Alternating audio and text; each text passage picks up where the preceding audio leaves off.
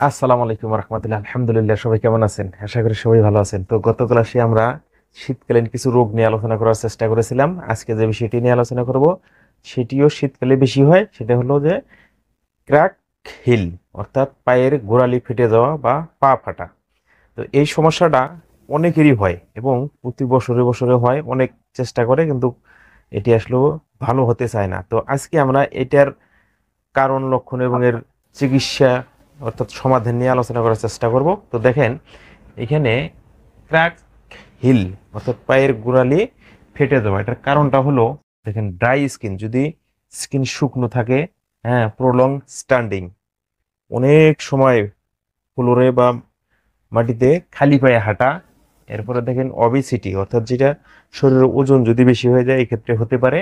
আবার এখানে দেখেন ইমপ্রুভার ফুটওয়্যার, যদি আপনি যদি জুতা সমস্যা থাকে, অর্থাৎ যে স্যান্ডেল পাই দিচ্ছেন এটার সমস্যা ইমপ্রুভ না করেন, তাতেও হতে পারে। স্কিন কন্ডিশন, বিভিন্ন ধরনের স্কিনের রোগ, যেমন একজিমা, ফাঙ্গাল ইনফেকশন থেকে শুরু করে এই ধরনের সমস্যা। তারপরে দেখেন এইজিং, অর্থাৎ বয়সের যে একটা ছাপ, বয়সের কারণে এটা হতে পারে। আবার এখানে দেখেন যে পোর ফুট হাইজিং, যদি আপনি পায়ের গোড়ালির যত্ন না নেন এর জন্য হতে পারে।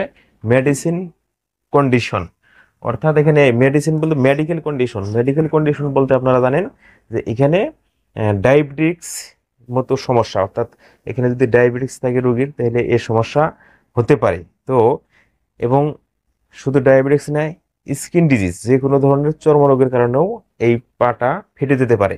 তো এটার সিমটমগুলো কি? ড্রাই অ্যান্ড ফ্ল্যাকনি স্কিন, পাটা শুকিয়ে যায় এবং এখানে কি হয়ে যায় যে ফেটে যায়, স্কাচ হয়। তারপরে এখানে থিংড স্কিন, স্কিনটা পুরো হয়ে যায়, মোটা হয়ে যায়। ক্র্যাকস অ্যান্ড ফিশার, এখানে স্কিনটা ক্র্যাকস হয়, মানে দাগ দাগ হয়ে যায় এবং এখানে ফুলে যায়, ফুলে যেতে পারে। পেইন হবে, ব্যথা হবে। এরপরে ব্লিডিং, রক্তপাত হতে পারে। ইটসিং, চুলকানি হতে পারে। রেডনেস, লাল হয়ে যেতে পারে। এবং ইনফ্ল্যামেশন, যাতে ইনফ্ল্যামেশন থাকতে পারে। তো এরকম সমস্যা, হাঁটতে বড় কষ্ট হয়ে যায়, হাঁটা চলায় কষ্ট হয়ে যায়। তো এক্ষেত্রে অনেক চেষ্টার পরেও দেখা যায় হচ্ছে না। তো দেখেন এখানে কি করতে হবে, যে রেগুলার ময়শ্চারাইজিং, প্রতিদিন এটাকে কি করতে হবে, মানে যাতে শুকিয়ে না যায় এটা ময়শ্চার রাখতে হবে, আর্দ্রতা রাখতে হবে। অ্যাভয়েড প্রলংড স্ট্যান্ডিং, বেশিক্ষণ দাঁড়িয়ে থাকার কাজগুলো কমিয়ে রাখতে হবে, ওজন কমিয়ে আনতে হবে। যদি স্কিন ডিজিজ থাকে তার চিকিৎসা করাইতে হবে। ডায়াবেটিস থাকলে ডায়াবেটিসের চিকিৎসা করাবেন। উইথ হলো এখানে যদি প্রয়োজন হয় একটা আপনি চিকিৎসা নেবেন একদম ডক্টরকে দেখিয়ে। তো দেখেন, আমরা কিছু মেডিসিনের কথা বলতেছি, কিছু ঔষধের পরামর্শ দিচ্ছি, এগুলো ব্যবহার করতে পারেন। যেমন হলো ময়শ্চারাইজিং এর জন্য ইউরিয়া, ইউরিয়া আপনারা জানেন 10% ইউরিয়া নামে ওষুধ পাওয়া যায় বাজারে, এটা আপনারা ব্যবহার করতে পারেন। এরপরে এখানে আপনার কোকোনাট অয়েল, অর্থাৎ নারিকেলের তেল ব্যবহার করতে পারেন।